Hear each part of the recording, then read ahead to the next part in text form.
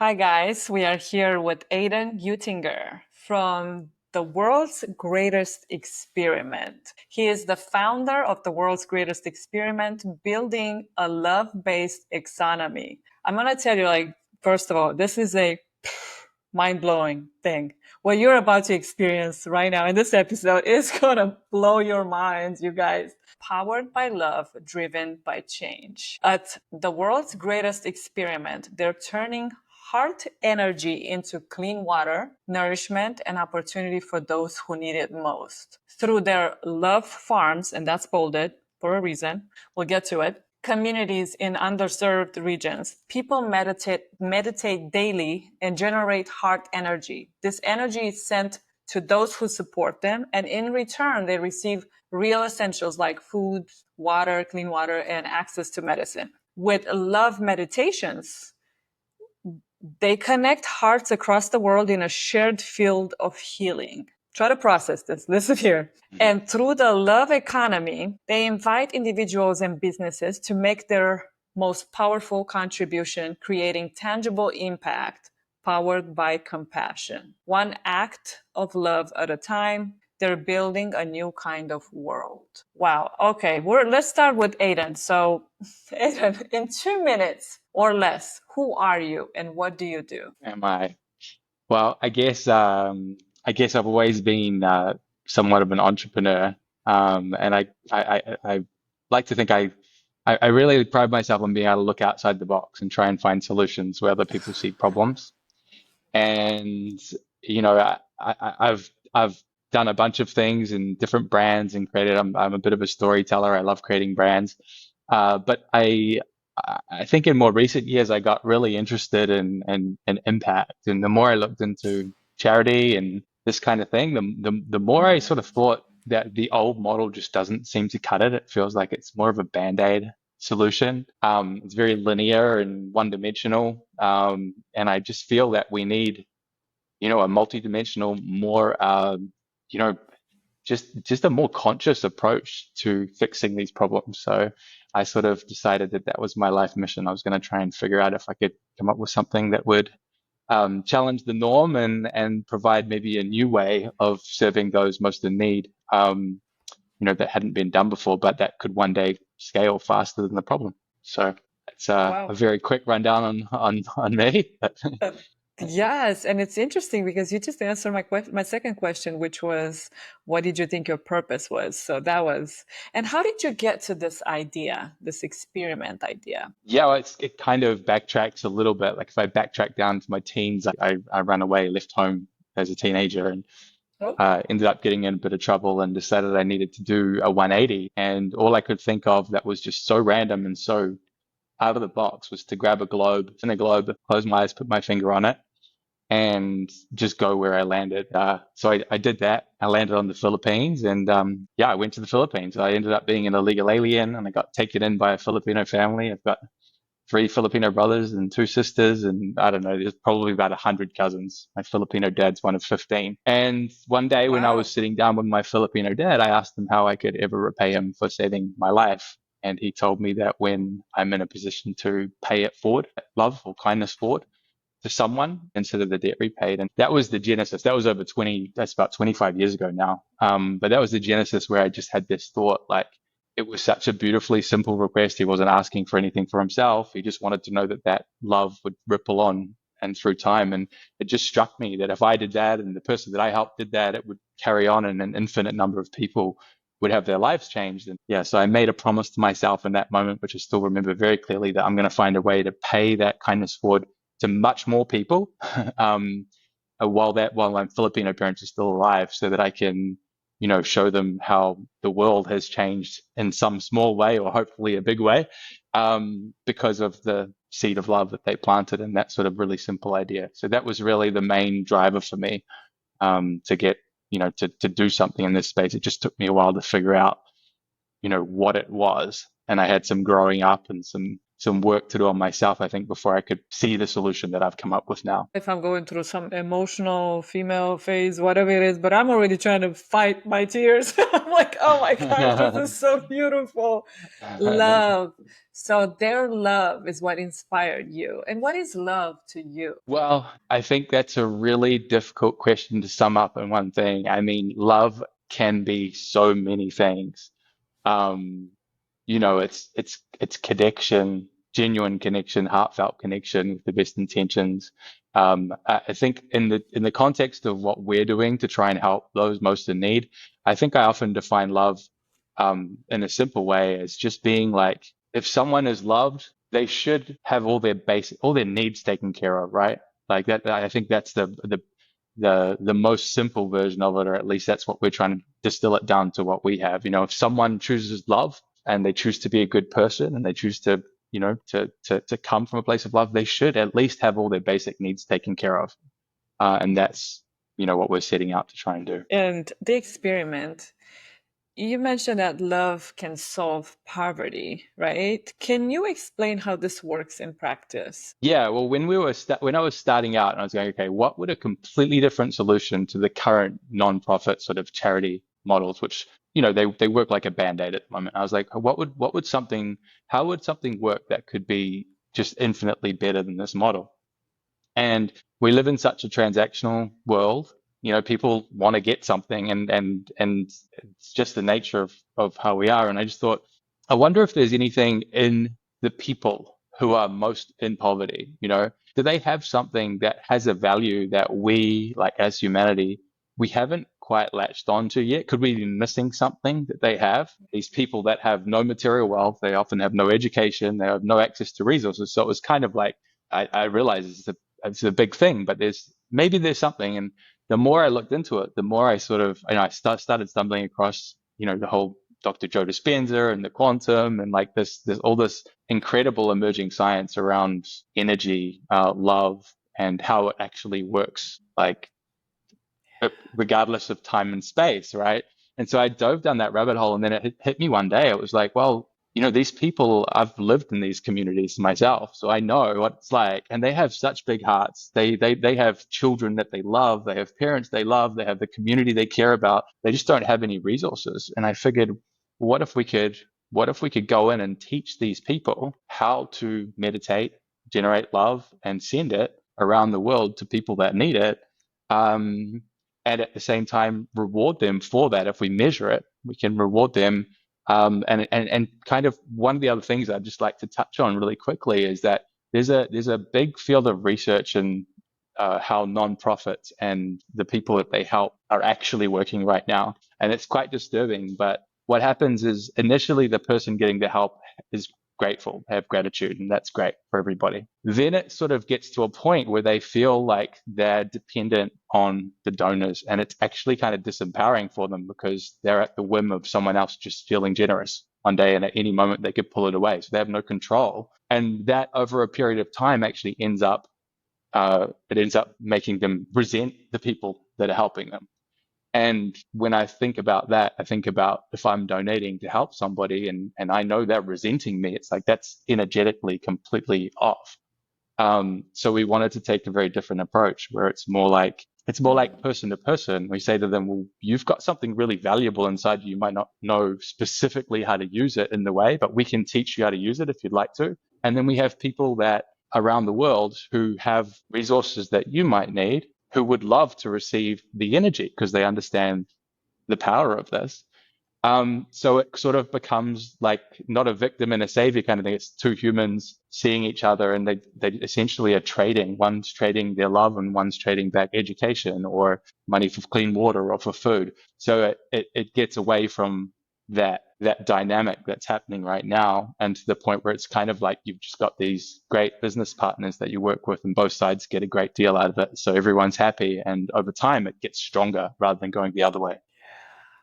That it's so fascinating. I am just like, wow, I wonder if you're just so ahead of time. I feel like it's this concept that I don't know if the world is ready yet, but I mean, so we call this an experiment, right? What is one measurable result that shocked even even you say X amount of people lifted from poverty through meditation, like, or some type of, what was that one thing that you can say was immeasurable? I mean, we see it all the time, and I can give you a couple of examples, but I think it's important to note that with this model, the donors, the people that are contributing to the nonprofit, they're the subject of the meditations. So not only do the miracles happen on the side of the communities that we're helping, and they happen every day, it also opens up for miracles to happen to the donors, because what happens in your life or your business when you've got thousands of hours of love streamed to you specifically every single week, right? And so we've had miracles on both sides. We sort of launched about a year ago, a little over a year ago. um, I mean, we've had everything from someone having a pretty significant and unexpected and totally unexplained recovery, one of the donors. We've had business that have more than doubled in 4 months. I mean, we're still very early stage in the experiment, and as you can imagine, like it is a lot for people to grasp. And there's certain people that get it immediately. Other people, I think, need probably a little bit more time to understand the dynamic of this. But, so the evidence is kind of anecdotal when it comes to what the love's doing for the donors as it comes back. But we're certainly seeing, like, over half the people that are in the experiment have had some sort of unexplained, or, some event happen that they're like, wow, I don't know how to explain this. Maybe it's the love that's been coming to me. And as a result, they keep contributing because nobody wants to get out of it. Every time we bring more people into the experiment, there's more love coming to everybody that's part of it. So as we grow, the amount of meditation and love going to everyone involved just increases exponentially. But on the community side, we started with a small community in the Philippines that had no fresh water, and we thought we'd test it out just to see what it would look like. We went to the Philippines, found this amazing community, about 2,000 people, and we thought, what would it look like if we got the children in the community between, like, ages of 5 and 12? A lot of these kids can't go to school. They don't have any resources or anything at home. And I thought it'd be really cool. What if we could show them that they're a part of something big and powerful? And what if we could get them to meditate and provide fresh water for the entire community? So it would kind of blow the parents and the grandparents' mind, and the businesses that are there. Everyone who's never had this access to fresh water will now have it. And when they ask how, it's like, oh, the children are earning it or creating it with their love. And I thought that would be quite a cool way to sort of flip everything on its head and get people talking. And so that in itself, I think, is a miracle. We have these about 90 to 100 kids who meditate 3 times a week. And as a result of that love, the whole community has fresh water now. And then that led on to the school that we're doing now. We've just built a school in Pakistan. We've had 60 full-time kids as a pilot. All the kids come from extremely poor families, and their parents couldn't afford to send them to school and often couldn't even feed them. So the kids meditate for an hour to an hour and a half every day. And as a result, they get all their education paid for. They get 2 meals a day. They get all their uniforms and their school supplies and everything that they're going to need. And it takes a massive, massive weight off the parents and the community. And I guess there's been many miracles, but the miracle that I love sharing with people most is that, I always believe that ripple of love, it goes out. And what we're seeing is that happening in real time. The kids are behaving so well because the amount of kids in the community is quite small. So we have, at the moment, about 1/3 of all the children in this particular community go to our school. And when we're finished building what we're building, every child in this whole community will go to the love school.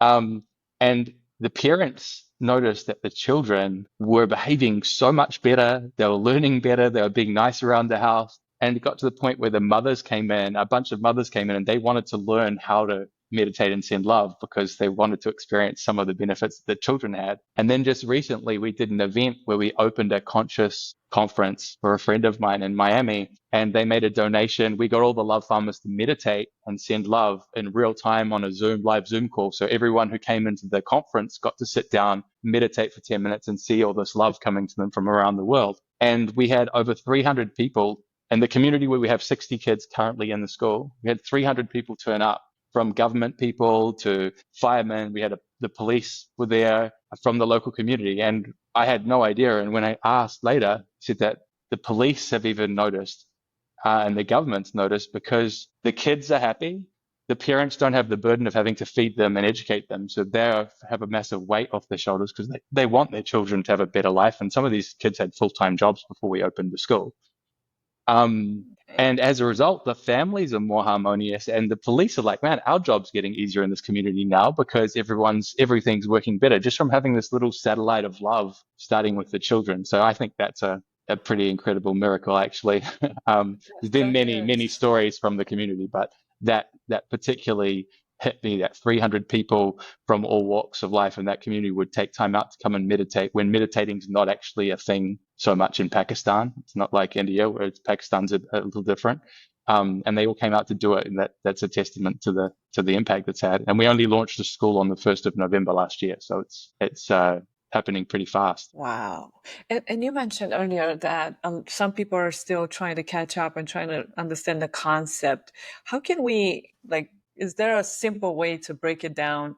Basically, people like me, any kind of normal person, can send the money to the experiment. The Yes. experiment then takes that money to the love farm, which is the community that goes and prays for this person, for Catalina in Las Vegas. And then Catalina's getting all these benefits, like the love back, which will impact her life in a positive way because now she gets all the good energy.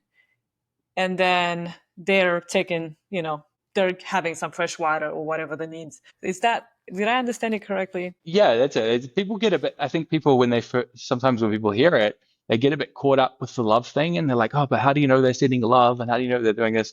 And I mean, the short answer is we know that they're sending love because the thing is, what people need to understand is that if you don't have access to fresh water, or your kid doesn't have access to an education and you want the best for them, love is education for them in that moment. If you don't have food on the table, love is the ability to put food on the table. So all we're really doing is just we're finding out what their immediate needs are so that they can take care of themselves and the people they care about, and we simply just exchange them for their time and energy on the love. So it's really just like any other transaction, except it's not. It's got a bit of magic in it. So from the perspective of someone who's donating, who likes to donate, who wants to make a difference, we give them every opportunity to do that with us because it's a registered nonprofit 501c3.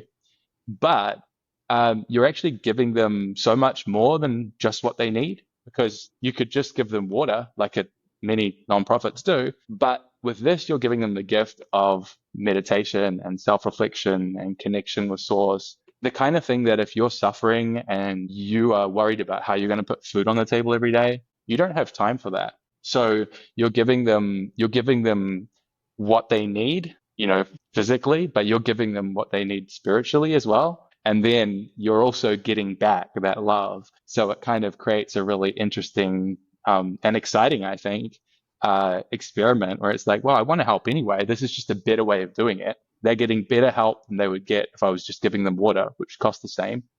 And I get to see what happens in my life with all this love coming into me, or my business, or my product or service, because we track all the love. So we can, if we have a stem cell company, for example, that's just become part of the experiment, and their stem cells actually get sent love, and the patients of those stem cell treatments are getting sent love as well.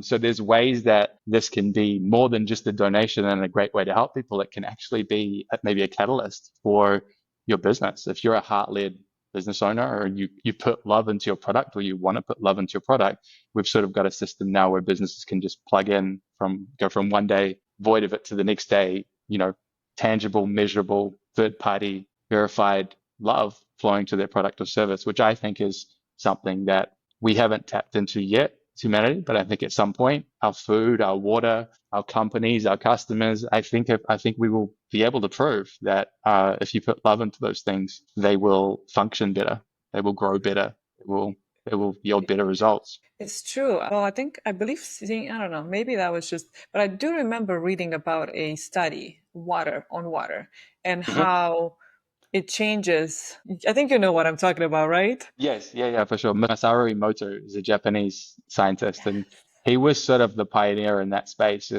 If you haven't, the book's called The Hidden Messages in Water, and it's fascinating seeing the difference. I mean, He took polluted dam water from a dam in Japan and had monks pray on it and meditate on it, send love to it. And the structure of the water, because you freeze it and then they can look at the structure, and the structure completely changed from these unsymmetrical, imbalanced, kind of dirty looking kind of structure to these beautiful, like snowflake, perfectly symmetrical. And he found that almost any image, anything, any word has like a specific formation in the water, and the more loving, gratitude, joyful, all the positive stuff had the most beautiful, the most beautiful symmetry and the most beautiful shape to it. And of course, we're 70%, maybe even a little bit more water. So even that alone shows you that, if you can adjust your structure of 70% of your body to be in that kind of shape, what's possible when thousands of people are sending it to you every single day as well. It's so fascinating. Love is, and it's one of those things that all religions teach. And the one thing you have in common is teaching love. Um, Yeah. but, and I'm happy to see that the kids are not actually, they don't feel pressured. It's not like a job for them. They don't have to perform this thing. This is something that actually changes their lives, and they're excited and they love doing this. Because I'm thinking like the difference between a monk who's trying to get a whale for people in Ghana, right? For the a Yeah. community there. He's just, asking different churches, and he, he's waiting for some mercy. And then once people get the well and they get their water, they're very happy, and now they're sending those prayers. There's, eventually whoever donated is still going to get that love back. But is it better to actually have that accountability and have the people already set in place to do their meditations or prayer, whatever you want to call it, and have them, perform that as soon as the money comes in? Or is it better to just wait for the result for the people to feel grateful to then send that message to the universe? Yeah, I think either way, I think, I personally believe that it's already a law of the universe that when you give freely with love, that you get it back. And it says this in all the ancient scriptures. There's actually even experiments. I forget where I read it just recently, but there was something like people that donated ended up being worth 30%, or there was actually a statistic. I can't quote exactly what it was, but it was a surprisingly high amount. They were more abundant. They were more successful financially. Those that gave more were more successful financially. And so it's starting to get into mainstream, but because we've never really been able to measure love, like it's kind of like this thing that you just do from the goodness of your heart, which is great, but there's not enough of that happening in the world right now. Like, we have a lot of people suffering, and we have all the resources we need to fix it, but we're in this state at the moment where it's about hoarding your wealth and holding on to it and keeping your nest egg and this and that. And it's like, I think that we've got it slightly wrong. And if we can start to show, like with data, that businesses who stream love to their products, services, customers, etc., are more successful than those that don't, and we can tell you how much love is being sent, so it's not like we actually have the data, then we might be able to, well, we will be able to convince more businesses to do it. They don't need to believe in love. They can just see, like, if you're a farmer and you send love to your crop through our system, your crops grow 10% faster or 15% faster. They have a higher nutritional yield. There's more abundance in the crop. Like, maybe, whatever we might observe. So it becomes an investment. We can say, well, the law is already there, but we can actually provide something tangible to show people and say, hey, look, if you do this and you help these people that really need love, you will become more abundant because here's the data. So that's where I want to get it to, because that's how I think we can scale faster than the problem and one day end poverty, because if every business knows that they need to be putting love in to make it as successful as it could be, then the problem's solved just like that. But it just takes a little while for people to catch up, I think. Right.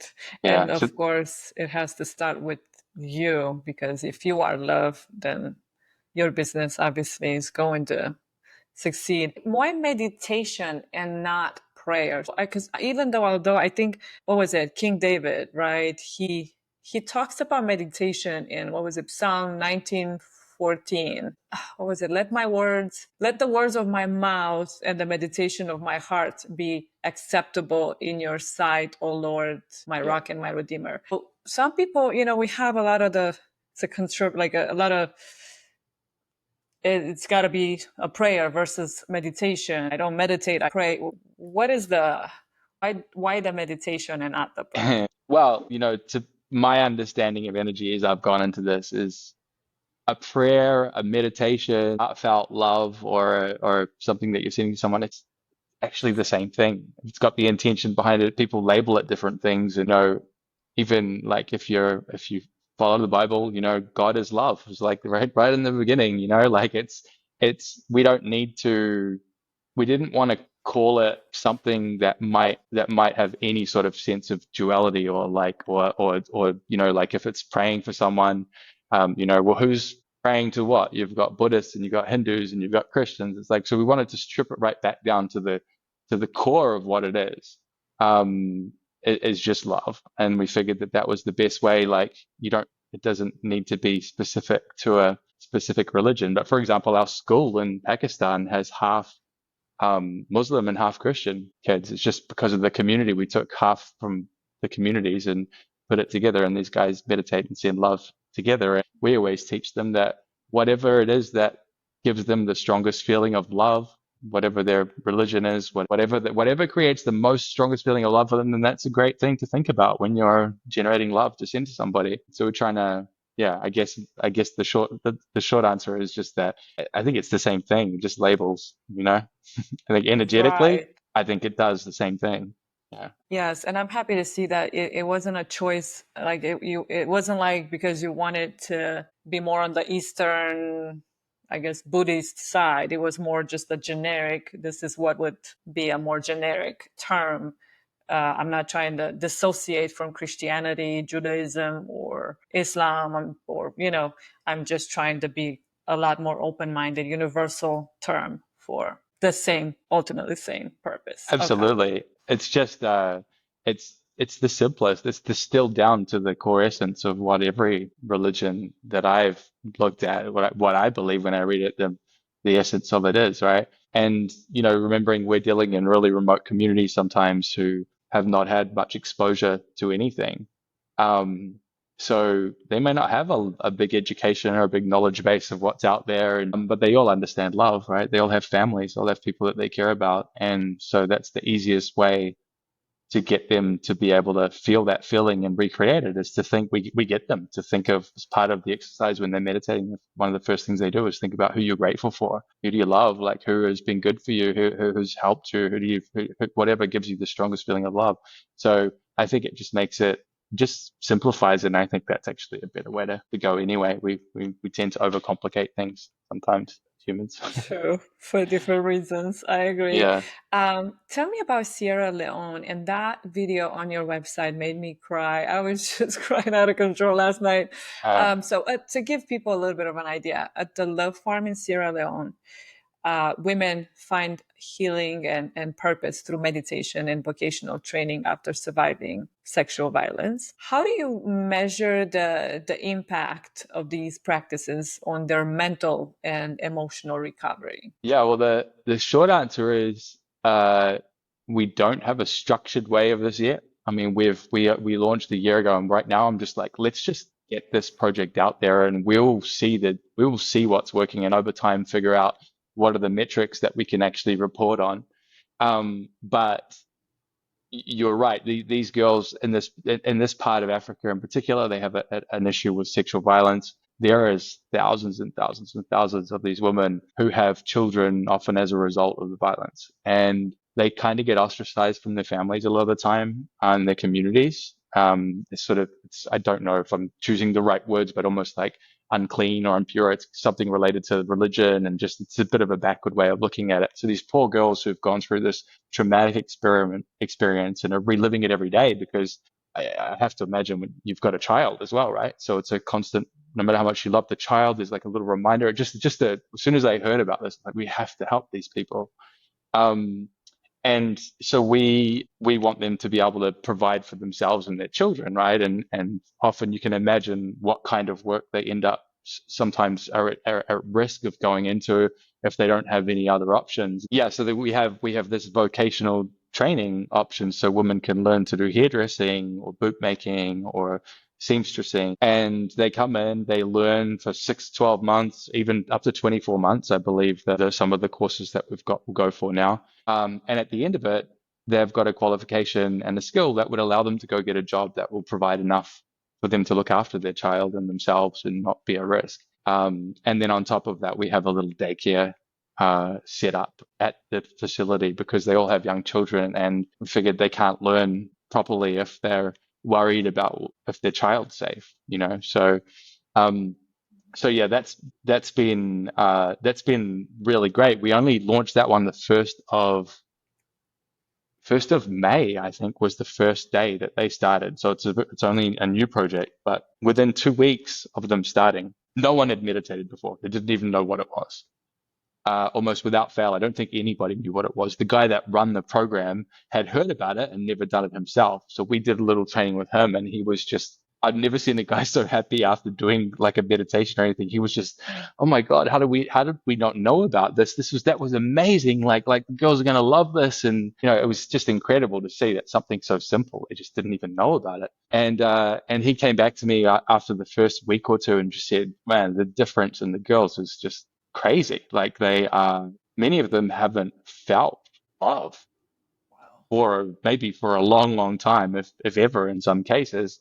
And by teaching Wow. them to be there with a group of women from a similar sort of background, getting them to tap in and support each other and create this loving environment, this space for 30 minutes, 40 minutes a day where they get to actually let go of all the heaviness that is around them. And it can take a little while for some of them, but when they get that, it becomes like a sanctuary for them. So it's we don't know the long-term effects of it yet, but we know that meditation is incredibly good for your mental health, your physical health, and who needs it more than women living in those kinds of conditions who have that kind of emotional burden or trauma on them as well. It's just like they need it more than almost anyone I can think of. So it's exciting. We actually are just building, starting next month. We're building our own facility down there. So we're going into another community, and we're setting up to be able to take hopefully a couple of hundred of these women in the next 6 months and get them into the program. So Wow, that's amazing. Some people, you said, some people didn't know how to meditate. Is it possible for you to give us a little, I don't know, give us a 10-second meditation example? Like, I'm not yeah, well, saying I maybe can. a 10-second meditation that turns into food because Yeah. Well, I mean, I think like for me personally, I've always struggled with meditation because I feel like I've got like ADD or something. And so what I find it sometimes quite difficult to empty everything out of my head and just focus on nothing. And so what we really do is when we teach them, especially with the kids, we always get them to start with gratitude. So we always get them to think about like you that close feels your like, eyes. And when you do yeah, that, you do close. anything with your hands, or what is the Yeah, pose? you can. I mean, you can theoretically straight back and hands rested Okay. on your knees. But I mean, we don't get too much into that with them because we want to just open the door for them and get them comfortable. Just getting comfortable creating this feeling, because a lot of them, with the lives that go on around them, I mean, I can only imagine, but it's not, they probably don't feel as much love and joy as perhaps the another person who doesn't have the same worries as them. So we always get them to go to gratitude and then build up that gratitude and love, and then take it to themselves and send it to themselves as well. And then once they've built that up and they really feel it strongly, then we start talking about, and now if you'd like to share that love with the incredible people who are supporting your education or your fresh water or things like that. And then it just sort of, it just sort of goes on like that. They just get into the zone. And I mean, I personally was, my biggest unknown when I started this was, man, I struggle with meditating. Like, is it even Really? reasonable to think? I mean, I can do it a lot better now, but is it reasonable to think that someone on the other side of the world, a child especially, but anyone, could meditate for an hour a day? Or is that just being like unreasonable?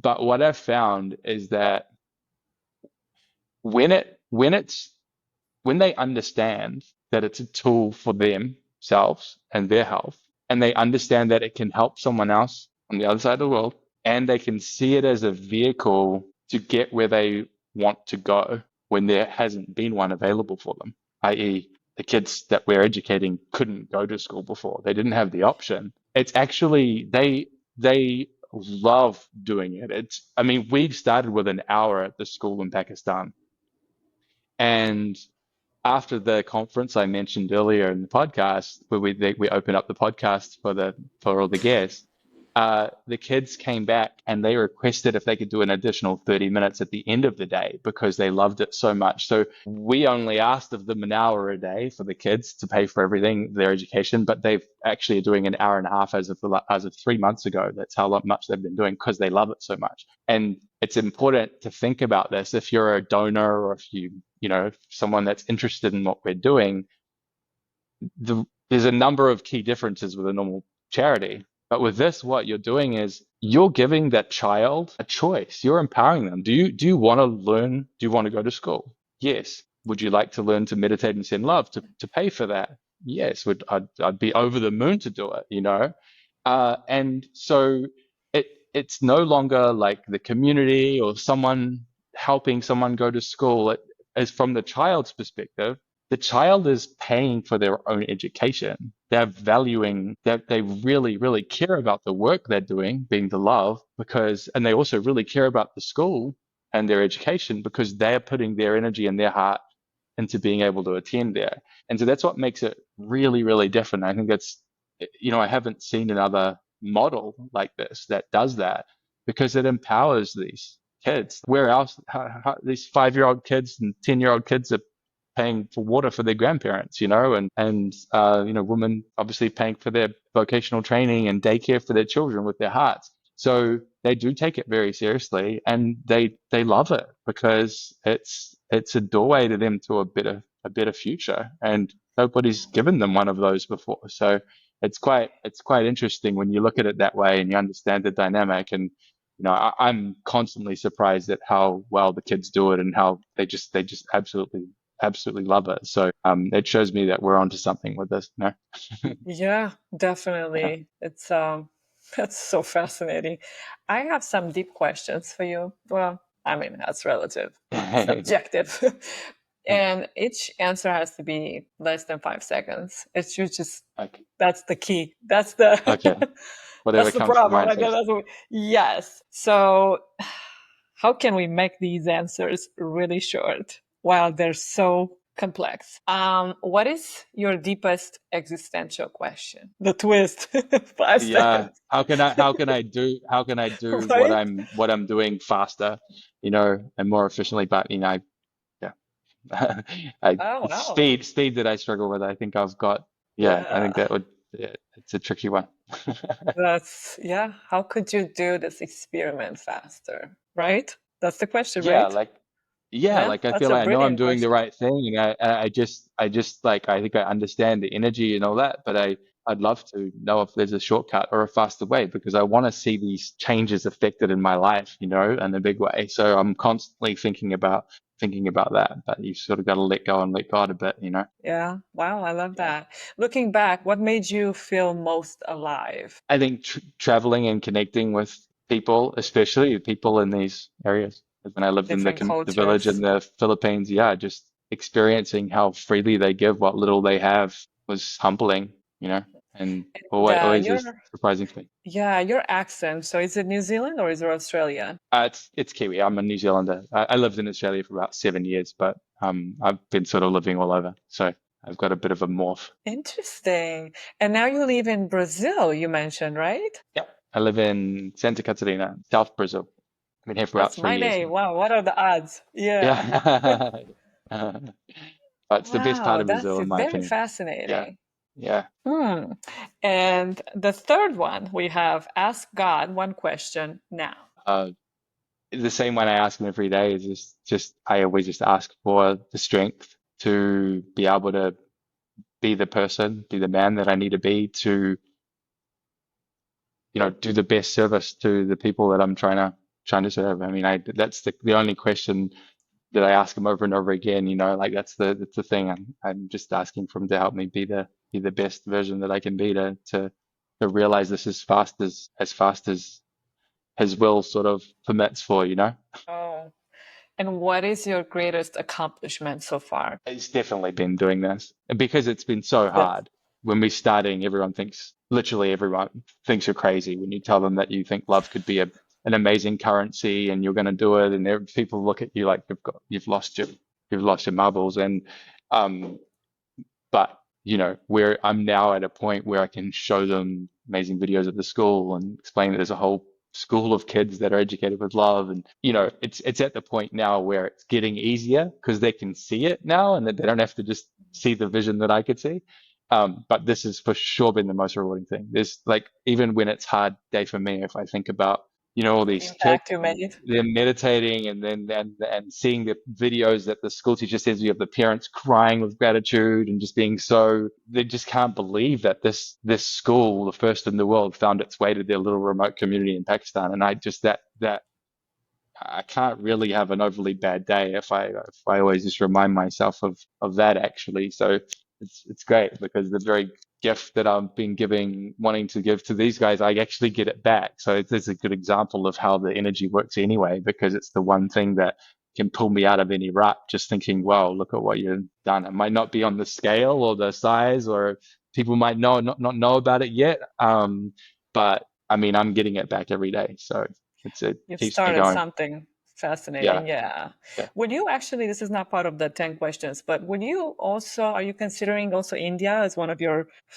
love farms Oh, yeah, locations? absolutely. Yeah, yeah. We've actually got a friend of mine who's building these love centers, and we're looking to implement the love farm there. And we've got an orphanage in Nepal that we want to kick off with soon, where the orphans can meditate and they can use that to get things that will help them both in their life now, but also later on. So we're still working out that. But yeah, India is this is a place where they understand this already. It's so ingrained in their culture, the meditation and energy. And I've spoken to a few Indian businesses who just get it straight away. So I'm excited to get something going there. But we have to first serve the projects we've got, and you know, our project grows and we open more love farms as more people say, yes, I want to be part of that experiment and be one of those people that receives the love. So we're not constricted at any point in any way by where we can go. We've got so many places that want to become love farms.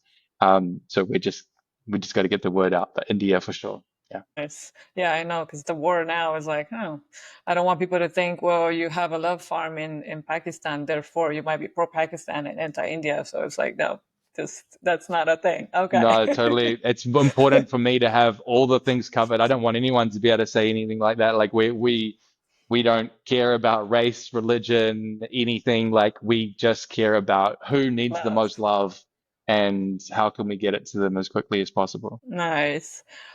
Next question. Are humans cooperative or competitive? I think we're much more competitive than cooperative at the moment. And if you fast forward 10 or 20 years from now, I think that will be much more cooperative than competitive. That's I my hope. that's my calling on it. Yeah. I think there's much more power in being cooperative. And this is a massive example of that, right? A whole group of people lifted out of poverty and sending love, cooperating to send love to someone to change their life on the other side of the world. That's cooperation, that's working together, and that's exponentially more powerful. So as we start to understand that more, we're gonna see a lot more cooperation and harmony, I think. Yeah, I agree. The most important problems in the world today are lack of integrity, compassion, or faith. Can I give you option D? Sure. Option D, I think it's love. And all of the things you mentioned stem from that. But I think as much as I've meditated on it and dove down these rabbit holes, I literally still at this point cannot find a problem on the world, from disease to government to poverty to inequality. I have not been able to find a problem that if you trace it back to where it obviously started, there's always a lack of love. Someone somewhere at some time didn't get enough love or isn't getting enough love, and that causes disharmony and problems stem from that. So I think all the things that you mentioned are important, but if you keep love at the center, I think those will sort of naturally come in. Mm. Interesting. Very nice. What's worse, corruption, globalization, or starvation? Well, I think like right now, yeah, starvation, but really things like corruption are the cause of that. You know, there's so much of that going on and uh, so many resources that could be allocated. And if people were coming from a place of love, we just wouldn't have starvation. So I would say if I had to choose something to start with now, rather than just feeding someone starving, I would start with how do we weed out the corruption? Because that's going to be more of a long-term fix, which is what we need. But I Brilliant. also And think that as people become more cooperative and less competitive and understand the power in collaboration, I think that as we raise the vibration of the planet and there's a bit more light here, I think the corruption and stuff won't be able to survive in the new frequency anyway. So if everyone does their bit and chooses love, I think we're headed in that direction fast actually at the moment too. Even though it might not look like it sometimes when you look on the news. yeah, well, the news, that's Yeah. a whole different Yeah. conversation. Yeah, Uh, totally. if you could change one thing about the world, what would it be? More love. Yep. Pretty easy. Pretty good. Easy on that one. More love. Brilliant. More love, compassion, understanding, all of the above. Yeah. All of the stuff that comes from love, which is, yeah, like you said, Everything. I mean, compassion, if you understanding. love your Yeah. planet, you figure out the plastic thing, you figure out, the deforestation, you figure out all the things that are pollution. If you love it, you do that. I mean, if it was your child and you love them and something was wrong with them, you do what you can. And once people realize that and have more of that, I think we're just going to be on a fast track to changing this world completely because technology is just growing so fast. And as we grow our spiritual technology too and start to understand more of this stuff and some with the technology and the advances that we're making, I think that is just going to be, you couldn't even imagine what we're going to be possible of doing in just 5 or 10 years from now. Mm, so true. And we're almost coming up to the top of the hour, so we won't be able to have all of the questions from my social media friends, but I do want to address at least a couple of them so So, they won't be too disappointed. Would you rather see immediate results in one community or gradual sustainable change across multiple love farms or I communities? mean, gradual, sustainable, because our model is sustainable because people that sign up and become part of the experiment, they continue to donate. And so that's why we've built it that way. So when we take a kid into the school, we know that that kid is going to be able to stay there and we don't rely on one single donor or any big grants or things like that. So yeah, I'd take the long route, but I'm trying hard to ask God for the route that can take care of that and do it as fast as possible so we can do both at the same time. But yeah, Oh, would you rather start a business in a risky new market that could revolutionize the industry but has a high chance of failure, or a stable, proven market with modest but steady profits? I always go for the big dream, the big impact. And I think when it comes to love stuff, we try and Yeah. go into the darkest place with the light. You know what I mean? Like for me, I would probably go with where we could have the most impact, the fastest. Although, to my friend Alan, who asked the question, we're having an NGO, so it doesn't really apply, but my friend Aidan gave you an answer regardless, which was really nice of you to do that. And a third question, if I may, before 'cause I think we only have 7 minutes left. Would you rather focus on expanding the love economy globally or deepening its impact in existing regions? Uh, at the moment, I want to expand it more globally, and only because it's been so hard getting people to see the vision. Now they can see it. They can watch the video and they can get it. They might not understand all the ins and outs, but they can see that love is actually working as a currency. And I think the more projects we can get around the world that show that we are about people from all races, religions, whatever. We're just looking for examples to show how love can convert into education or medical or water. There's more of those as we can get to show the world what we're actually up to right now is important. But make no mistake, I want to go really deep. My vision is a world where nobody anywhere in the world who is born into poverty or hardship, that nobody doesn't have their basic needs taken care of if they choose love. Meaning, if they choose to be a good person, they choose love, and they want to become a love farmer, they can take care of their needs. So, Would you rather prioritize clean water access or sustainable food production in underserved areas? uh, I mean, I think Hmm. clean water has to be first. We can survive a lot longer Food. without food. True. But yeah, so clean water is just so important. Think so too. I mean, you can always Yeah. eat a berry and some fruit and but yeah, you can't live without water. Would you rather have 1 million people meditate together for a day or have 1,000 communities meditate daily for a year? It's a good question. I'd probably rather have 1,000 people meditating daily for a year because it will give us more of a chance to observe and see what's happening in these different communities or different areas that are doing that and start to see some patterns that can start to show us the evidence of how this is affecting our 3D world. So yeah, I think that would be what I'd prefer to see. But I would be very excited when we get to a point where we have millions of people doing it every day. That I think will be the ultimate. Yeah. Right. Right. Um, that's a great answer. Would you rather partner with large corporations to scale up your mission or collaborate with grassroots organizations for localized impact? Uh, Well, the short answer is I don't really mind right now, but I would love to have some partnerships with some bigger companies because, they have more resources, and with more resources, we can accelerate the mission. And I think it would be so cool that we've got some smaller companies that are on board now and partnering with us. But having a really big one would just be so cool for me because I'd love to know who's the first corporate, who are the first big companies, that actually have big budgets for this kind of stuff. Who are the first ones that will look at this and not be afraid to go, oh, I like that. I like that. Maybe we could associate our brand with love. I mean, there's no downside. So for me, I'm excited about getting our first big companies on board because I want them to set an example for others. And if we can effect some miracles for them by them coming on board and doing, getting involved in what we're doing, then it'll just be a domino that gets others to fall. So right So now, my answer for anything like that is just, well, what's going to be the fastest way to get the desired outcome that we want to help as many people as possible?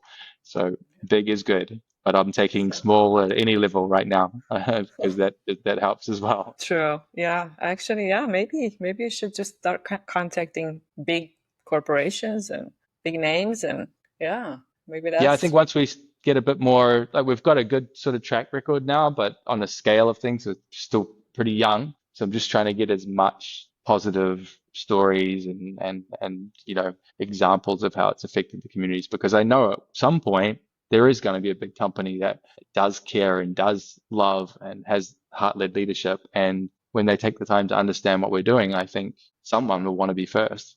Because nobody's going to, once you're the first to officially put love in your products and services, you own that forever now. You're the first company in your niche or your country or on the planet to do it at scale. No one's ever done it. So I feel like there's pretty cool bragging rights in that as well, like on the chance that we do head in a direction where love and collaboration and this becomes the future. If you were the pioneer, your company had the guts to say, yeah, well, we're going to choose love now because it makes sense. I feel like that'll go down in history. So I think there's a big opportunity for them. that is really cool. Yeah. Yeah, well, I have a question for one of my favorite. He has some of the best questions. Mike Santoni, one of my followers.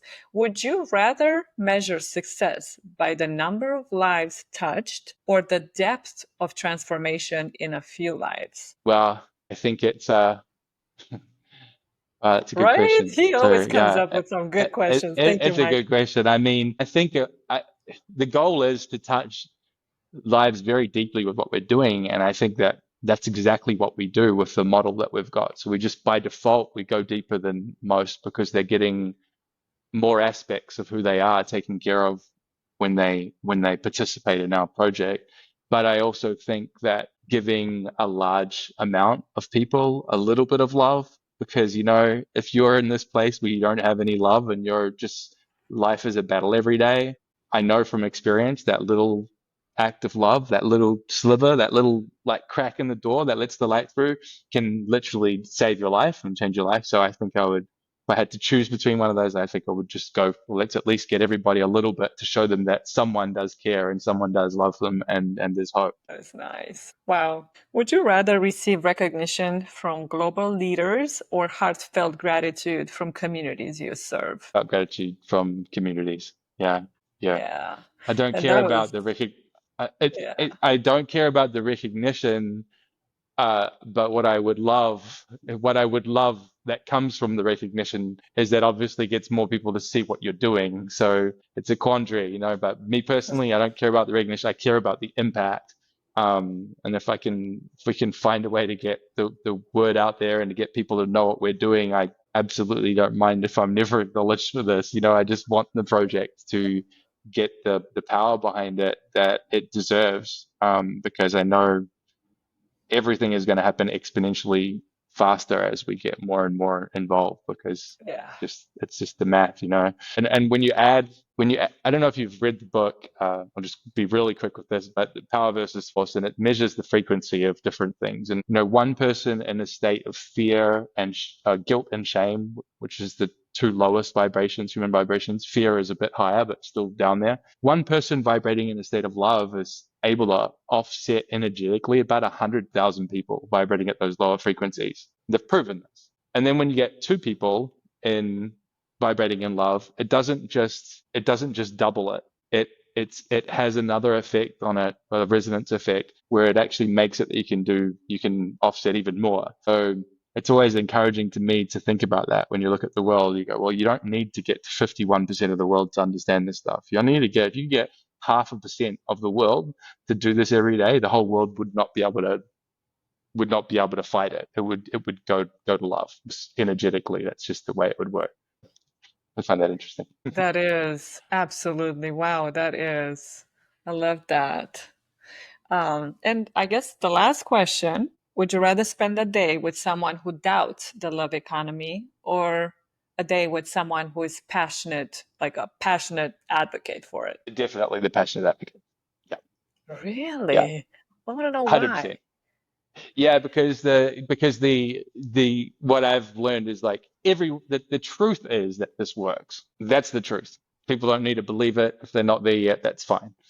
The truth is it works, and our job is to just shine a light on it and be a beacon to attract other people that actually know that this will work, from doing their own work, their own research, their own personal development, their own medicine work, whatever it is that they've done to get there. It's much easier to build a movement that way than you can waste days trying to get someone to see what they're not ready to see yet, and it's just a waste of their time and my time. Yeah, yeah, Really? I mean, so more for you would spend more time with this person that is already drinking the Kool-Aid because you want to show appreciation, but you miss wouldn't you feel like you missed the opportunity to convert somebody to convince and actually help them finally see it? no, no, because that's the slow route. That's the slow route. Like, yeah, from an ego standpoint, I'd love to take the time to convert someone who thought it was total poo-poo and then have them walk away a week later and be a total convert. But that's not the most effective use of time. Like, eventually, when enough people do this and enough people see it, the evidence becomes, you don't need to convince anybody because they just get to see it themselves. Much, much, much easier at this point to be a beacon and attract those that already know, who've been thinking, what would a solution look like that could utilize the stuff that I already know. So that's what I've found. But don't get me wrong, I've spent a lot of time trying to Convince. persuade my people that I care about. But that's what the conclusion I've come to is: it's just not. If someone's not ready, it doesn't serve them or you to push them into it or to try hard. Not the right way. Mhm. Right. They might think you're pushy and then they might just become resentful and that just becomes an awkward Yeah, it doesn't serve both dynamic. sides. It's bad for both. Yeah, you just don't sell anyone on this. We're just sharing, letting people know that it's available and what we're doing, and those that get it, get it. And as a result, we've got only a small community so far. Like we're doing it all with, not a lot of regular donors, but the quality of people is incredible. And I think that's what's going to be really exciting about this over time is the community that we're building of people that get this and who are receiving love every day, every single day. I think it could be a really powerful group over time to affect change. Oh yeah. Mm. Already, if they get involved, they have to be quality people. That's yeah. Yeah, yeah, no, definitely. And one thing we learned about you is that you have a lot of depth and a lot of wisdom. What else can we learn? So I'm going to ask you 10 rapid questions. They're called 10 rapid fire questions, all about you. Just want to know about more about Aidan. And this is going to be a real 90, max 90 seconds. And just a kind of fun little random facts about you. Okay. What's your favorite time of day? Sunrise. If you could have any superpower, what would it be? Rapid manifestation. What's the last book you read? Go with favorite was Shantaram. Shantaram. True Coffee or story. Amazing book if you haven't read it. So really? good. I haven't, but it's actually on my Amazon thingy. I have to. Yeah. Yeah. It's my favorite all time. Hmm. Yeah. Interesting. I'm gonna have to check it out soon then. Um, Coffee or tea? Uh, Tea now. Of course, with that posh accent, ish. It was always coffee up until a few weeks ago, and I've just switched to good herbal teas now. Okay. Yeah. Well, some Brits are probably offended because they're like, "Well, posh is London. You can't. But what's your go-to comfort food? Comfort food. I love hot pot. Not many people know what that is, but No, I don't. What is that? hot pot's like this steaming pot of soup on it's Chinese. That lots of different versions throughout Asia, and you get like fresh meat and seafood and vegetables, and you just put it into the pot. It cooks for 20 seconds, 30 seconds, and you pull it out. It's just the best. It's my absolute favorite. A soup. Yeah, Okay. yeah, Interesting. yeah. See, we're learning a lot of interesting things here. Beach vacation or mountain retreat? Oh, it depends on my mood. I'll go for beach though. I do more beach than mountain, but I love them both. Nice. Who's your favorite fictional character? No, I've never really thought about that. Really? Doctor, Out doc, of all doc, the deep, heavy, difficult questions. yeah, I don't know that I've really thought about that so much. That I mean, I'm a superhero guy. I mean, I like that. I like all the superheroes because they sort of, I believe there's a thread of truth in it about what we're capable of, and it's sort of a nice little reminder that we can appear ordinary, but deep down, if we look inside and we focus on it, everyone can become in some form of superhero. So I'll just do the generic superhero. I think that I Batman? love what they stand for. Batman? Superman? One of those? Yeah, yeah, I mean Superman's pretty great. Doctor Strange is a good one. Okay. Strange. Okay. We Yeah, got one. yeah. Favorite city in the world? CD? As in Washington? Oh, you said CD, not DC. Oh, city in the world. Oh, Oh, city. Yeah. this Favorite city in the so world. so Sorry. hard. I've been to 60 countries, and so I've got so many good cities. But I mean, I love them all for different reasons. I couldn't possibly say favorite city. I mean, Paris is Oh, right up there. But Paris. yeah, all love them all for different reasons. Hmm. What's a hobby you've always wanted to pick up? Surfing. Surfing? Yeah, surfing. Interesting. Yeah. That's nice. And if is there a question you wish I had asked that I haven't? No, but I'd love to know. I would love to know what your definition of love is. Whew. Love is life. I feel like the moment you stop loving is the moment you start dying. Mm, That's mm. just that's just how important it is. It's everything. Yeah, It's that's a good. healing. That's It's everything. Yeah, that's you made me. Yeah, the way you answered that was like it's like your life force, and I was like I'd never thought about that specifically using those words, but life force. That's a good way of describing it. I think life. It's the life force of of you. If you take away the love, you take away the life force. I like that. And where can people find you? How can they follow you? How can they be a part of this amazing movement and experiment? So people can visit our website, which is the world's greatest experiment.com. And we're at the world's greatest experiment as well on socials. So yeah, you can join the experiment as an individual or as a business. And I'm open to chatting to anyone that's interested or wants to find out more too. So you're welcome to reach out to me. Fantastic. And you said the socials are the same handle, right? Yeah, Okay. at The the world's World greatest Experiment. experiment. The Yeah. world's greatest experiment. Yeah. Wow. It's been an amazing episode. I loved your answers and your wisdom, and the project is so fascinating, and I wish you all the best